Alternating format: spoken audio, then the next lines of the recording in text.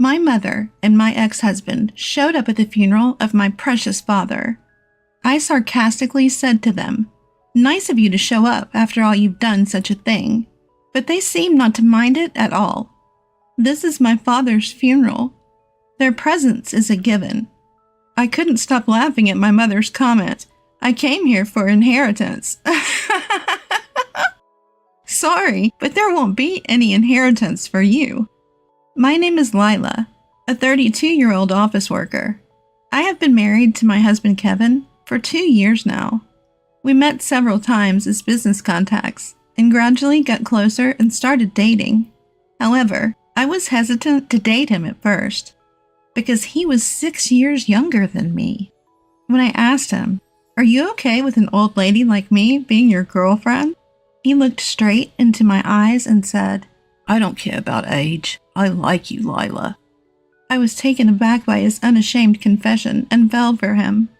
From there, we steadily continued our relationship, and eventually he proposed, leading to our marriage. We immediately went to meet his parents. His parents were very kind people, and they accepted me. I quickly grew to like his cheerful and outgoing parents, who were much like my husband. Then, we went to my family home and introduced him to my parents. "He's quite young, isn't he? But he's very polite and seems like a nice guy."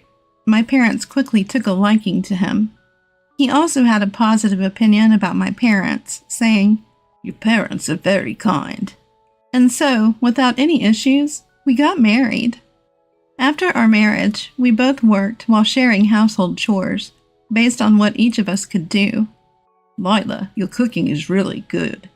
"Really, I'm glad. This is a recipe my mother taught me. No, actually, I studied it myself. My mother didn't cook much.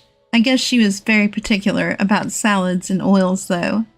"Oh, is that so? She's health conscious then." "Well, she used to be a model." "Really?" "Oh, didn't I tell you? From around high school until she was 19, she worked as a teenage model. She got pregnant at 19 and married my father, and quit her modeling job once. But she went back there for about 10 years after I started elementary school." "I didn't know. I thought she was very beautiful, but it makes sense if she was a model." "Next time you should tell her directly. I think she would be really happy." "All right, let's go to your family home on our next day off." My husband cared a lot about my parents and often suggested visiting my family home. I am very grateful because I can see my parents regularly thanks to him. In this way, our married life was going very well. However, an unfortunate incident happened to us. My father had an unexpected accident and has been wheelchair-bound ever since. "Lila, can you come today? It's fine during the day because we have a caregiver, but it's hard at night because I'm alone." "Okay, I understand. I'll come after work." I was very worried about my father, and to be honest, my mother is not good at housework, so I was worried about leaving the caregiving to her. I told my husband that I would go to my family home after work to take care of my father. Then my husband Kevin unexpectedly offered to drive out and pick me up, saying that he would accompany me back to my parents' home. "Thank you. That's a big help." "Don't mention it. If your parents are in trouble, we've got to help out." At that moment, I saw him as a godsend. "Lila, it's so nice of you to come, and Kevin, thanks a lot for joining us. I feel bad for asking you to come all this way." "Not at all. Please don't worry about it." "Dad's asleep in his room now, but he'll probably need to use the bathroom soon." "I understand. I'll go check on him. Thank you, Mom." "Is there anything I can help with, too?" "Well, there are a few things I'd appreciate it if you'd come move. Ever since my husband became wheelchair-bound, there's no one here to lift heavy things." "I see. Of course. You can count on me." It seemed like Kevin was more than willing to help my mother with her request. I was glad he came with me. "Dad, you're awake." "Lila, thank you for coming. I woke up because I heard your voices." "I see. Do you need to go to the bathroom? I can help you get there." I might take you up on that. I feel awful for putting you through this." "What are you saying? Thanks to you, Dad, I was able to attend college. Now it's my turn to pay it forward." "Thank you." After caring for my father, Kevin and I went back to our home. When we arrived, Kevin had a suggestion. How about we move in with your parents? What? Honestly, it must be tough for just your mom and dad to live alone in their current situation. But are you okay with that, Kevin? It's not your parents, and you might feel uncomfortable. Not at all. Your parents are genuinely kind, so I'm totally fine living with them. Kevin? I was truly grateful for his proposal. Honestly, I was thinking the same. My mom and dad have a 15-year age gap. My dad was a business owner, and he met my mom at a high-class party. There, my dad was smitten at first sight with my mom's beauty, and they started dating. They decided to get married when they found out that my mom was pregnant. My mom was not good at housework, so my maternal grandmother used to come over to clean and cook. In fact, I remember my grandmother cooking when I was a child. My mother had a unique perspective that as long as she remained beautiful, she didn't have to do anything else. So she didn't do any housework at all. I learned to do housework and cook when I went to college and started living alone, but my mom is helpless. She can't take care of my dad on her own. So I wanted to be by my dad's side and support him if I could. There's another reason why I want to live with him. What's that? The truth is, I'm pregnant. Really? Yes. Seriously? Am I going to be a father? That's right. In that case, it's all the more reason for us to live with your parents.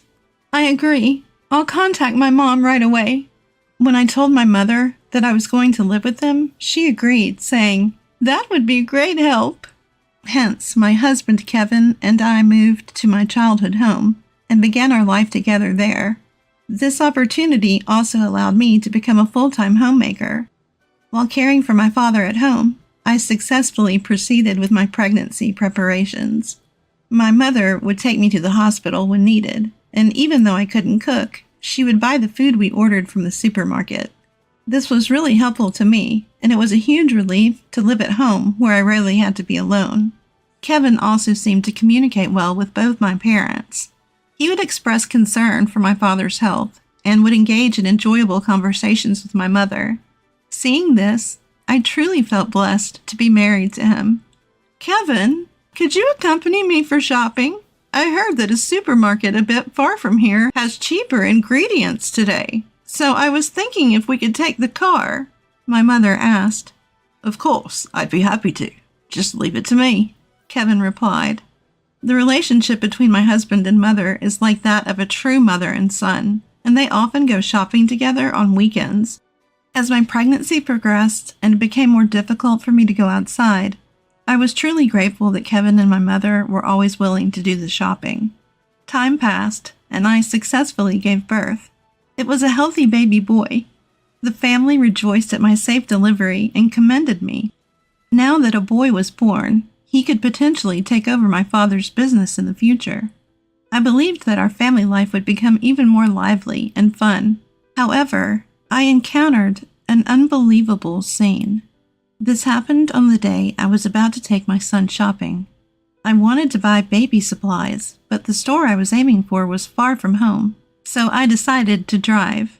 Thinking it would be quicker to buy the items myself rather than having Kevin mistakenly purchase the wrong ones, I asked him to take care of my father while I went shopping. I got into the car and drove for about 10 minutes when I realized that I had forgotten to bring my wallet. I hurriedly turned around and drove home. As I was about to go to my room on the second floor to get my wallet, I heard a strange noise coming from my mother's room. Our house was designed such that my father, who was wheelchair-bound, lived on the second floor, while Kevin, my mother, and I had rooms on the second floor. I didn't see Kevin or my mother in the living room on the first floor. I had a terrible feeling. Quietly, I approached my mother's room. I could hear a creaking noise and heavy breathing. I can hear this loud and clear. Quickly, I set my phone to video recording mode and flung open the door. "What the hell are you doing?" I asked. To my shock, both my husband and mother were naked. In other words, they were having an affair. They quickly began to dress. "What is this all about? You're having an affair, aren't you? I questioned them, and both of them were unapologetic. Well, yes, but there's nothing we can do about it. Kevin says he prefers me, my mother said. I'm sorry, but I find your mother more attractive, Kevin confessed. Yeah. It seems that Kevin liked older women, and even when he started dating me, he didn't mind the age gap. Do you think you can get away with this? I asked. Well, whether we're forgiven or not doesn't matter to us, my mother answered. Well, I guess we're moving out and living together, just the two of us, Kevin said. So you're saying we're getting a divorce? I asked. Yeah, of course, he replied. All right then, I'll get the divorce papers ready right away. To my own surprise, I found myself carrying on the conversation with an unexpected calmness. Perhaps it was because I knew I needed to stay strong for my father, who needed care, and for our newborn son. I suppose you're going to divorce Dad. I'll get your divorce papers ready too, I said. Then my mother made a shocking statement. I'm not getting a divorce. What? I'm not divorcing your father, but I am moving out of this house. Wait, enough with the jokes, I replied, taken aback. I'm not joking. I won't leave him until I've gotten his assets, and that's until he passes away. Shockingly, my mother refused to divorce my father just to inherit his assets. Indeed, regardless of the steps taken, being married means the spouse is entitled to a share of the deceased's estate. Just how low can you go? I said, glaring at my mother with clenched fists. I'm just choosing the more beneficial path. I'll squeeze out every last penny I can get, whether from the old man or otherwise, and then I'll be with a young and wonderful man. I was so astounded that it went beyond anger. Kevin, I'll be divorcing you no matter what, I announced. Sure, go ahead, but I might refuse to divorce depending on the conditions, he retorted. Ugh, what conditions? I grumbled. Mother-in-law, or rather, Anna, you accept that she's refusing to divorce father-in-law, 'cause you're going to pull some strings, aren't you? So I want you to maintain the status quo between Anna and father-in-law instead of divorcing me, he said. Don't be ridiculous. There's no way I can agree to such a condition. Then I won't divorce either, and I won't pay child support. What? Well, make your choice. Kevin and my mother wore smug expressions. I had to inform my father about this at once. I can't make that decision without considering Dad's feelings. I protested and ran downstairs. My father seemed to be awake. He must have heard the conversation. Don't worry about me. Get a divorce immediately, he said.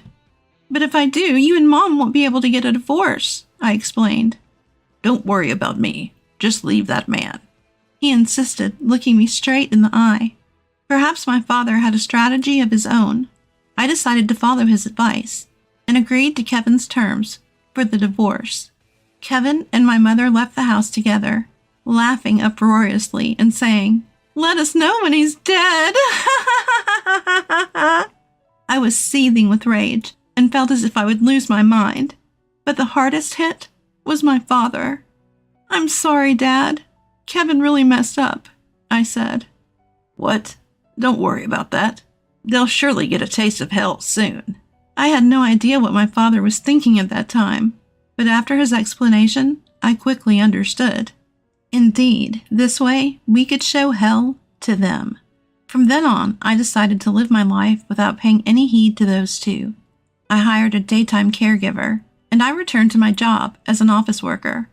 My son was growing up healthily, and I was getting better at taking care of my father. My father seemed happy to be able to play with his grandson. I hoped my son would grow up to be like my father. Living this way, 3 years passed in a flash. A little while back, my father's health started deteriorating, and he was admitted to the hospital. And from then on, his condition didn't improve, and he passed away. I was prepared for it, so I was calmer than I thought. I immediately started arranging the funeral.